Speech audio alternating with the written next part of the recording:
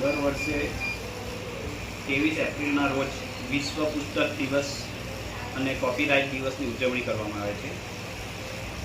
આ દિવસનો મુખ્ય હેતુ વાંચન, લેખન, પ્રકાશન અને કોપીરાઇટના સર્વેક્ષણનો પ્રોત્સાહન આપવા માટેનો યુનેસ્કો દ્વારા 1995માં જાહેર કરાયેલા આ દિવસની ઉજવણી પુસ્તકોના મહત્વ અને જ્ઞાનના પ્રસાર માટે કરવામાં આવે છે. વિશ્વ પુસ્તક દિવસનું મુખ્ય બાબતો ઇતિહાસમાં આ તારીખ પસંદ કરવાનું પાછળનું કારણ એ છે કે 23 એપ્રિલ વિલિયમ શેક્સપિયર, મેંગુએલ ડી સર્વાટિસ અને ઇન્કા ડીલા વેગા જેવા મહાન સાહિત્યકારો જન્મ કે પુણ્યતિથિ છે. એ હેતુથી પુસ્તકોનું મનુષ્ય અને જ્ઞાન વચ્ચેનું સેતુ તરીકે ઉજવણી તેમજ ડિજિટલ યુગમાં પણ વાંચન સંસ્કૃતિ, પ્રકાશકો અને પુસ્તકાલયોમાં સન્માન માટેનું સમર્પિત છે. જે જ્ઞાન સંસ્કૃતિને પેઢીથી બીજી પેઢી સુધી પહોંચાડે છે એની ઉજવણી શાળાઓમાં, પુસ્તકાલયમાં અને વિવિધ સંસ્થાઓ દ્વારા પુસ્તક પ્રદર્શનો, વાંચન સૂત્રો, પુસ્તક દાન જેવા કાર્યક્રમો માત્ર જ્ઞાનનો ભંડાર નથી, પરંતુ માનવીના જીવન ઘડતર માટે ખૂબ જ મહત્વનું ભૂમિકા ભજવે છે.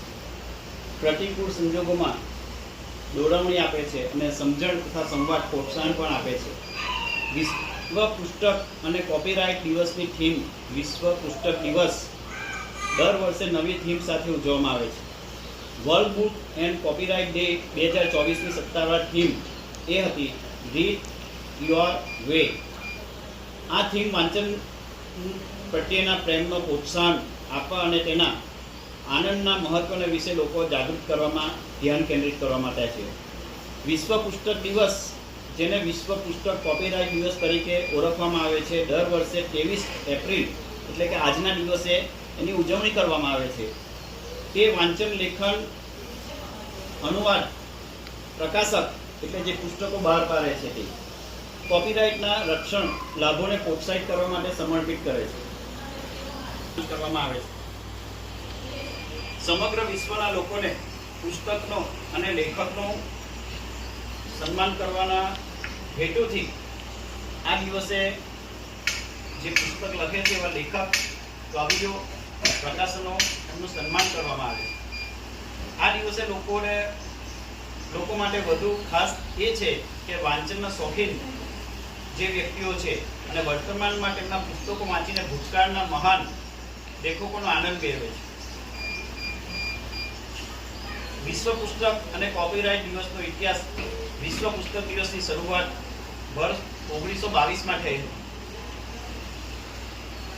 એમને પબ્લિશ કરવા માટે ઘણા બધા લેખકો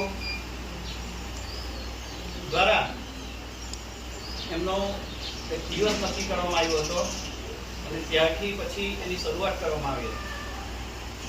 લેખકો ઘણા બધા પુસ્તકો લખે છે. જેમ મેં પુસ્તક લખ્યું હતું પ્રેમ એટલે શું, બરાબર?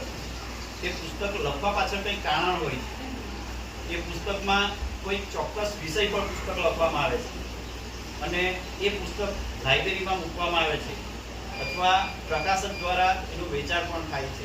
જે પુસ્તક પ્રેમી હોય, જેને વાંચનનો શોખ હોય, તો એ લોકો વાંચનના પુસ્તકો ખરીદી કરે છે. ઘણા બધા વ્યક્તિઓ જ્યારે દીકરી દીકરાના લગ્ન હોય ત્યારે ભેટમાં પુસ્તકો પણ આપે છે. આજે આપણા ઘણા બધા સાંસ્કૃતિક ગ્રંથો છે, રામાયણ, મહાભારત, શ્રીમદ ભાગવત, ઘણા બધા એવા પુસ્તકો છે કે જેનેથી આપણે આપણા સંસ્કૃતિનું આપણને જ્ઞાન થાય. આપણે જે અભ્યાસ કરી રહેલા છે, જે પુસ્તકો છે, એમાં આપણી સંસ્કૃતિ શું હતી, આપણો ઇતિહાસ શું હતો, એ વિશે જાણવું હોય તો એ પુસ્તક આપણે વાંચવા પડે છે. એટલે આજે વિશ્વ પુસ્તક દિવસ અને કોપીરાઇટ દિવસ છે, તો એની શરૂઆત આજે થઈ હતી અને તે પછી 1926માં બાર્સેલોનામાં પ્રથમ વિશ્વ પુસ્તક દિવસ ઓક્ટોબરના રોજ ઉજવવામાં આવ્યો હતો. જે 1922માં 7મી ઓક્ટોબરે ઉજવવામાં આવ્યો હતો અને એ દિવસે મિંગુએલ ડી સર્વાટિસનો જન્મદિવસ પણ હતો.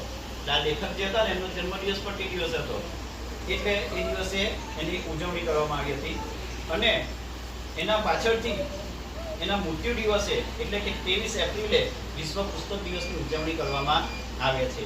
એટલે જ્યારે એનો જન્મદિવસ હતો ત્યારે શરૂઆત કરી હતી વિશ્વ પુસ્તક દિવસ ઉજવણી કરવા માટેની. એટલે જ્યારે એ લેખક મૃત્યુ પામે છે તો 23 એપ્રિલે એ મૃત્યુ પામ્યા હતા. એટલે પછી સમગ્ર વિશ્વની અંદર પુસ્તક દિવસની ઉજવણી 23 એપ્રિલે કરવામાં આવે છે. હવે આ વિશ્વ પુસ્તક દિવસનો ઇતિહાસ શું છે કે વિશ્વ પુસ્તક દિવસ જેને વિશ્વ પુસ્તક અને કોપીરાઇટ ડે સત્તાના આધારે દરેક વાંચકો, લેખકો, પ્રકાશકો ભેગા થાય છે.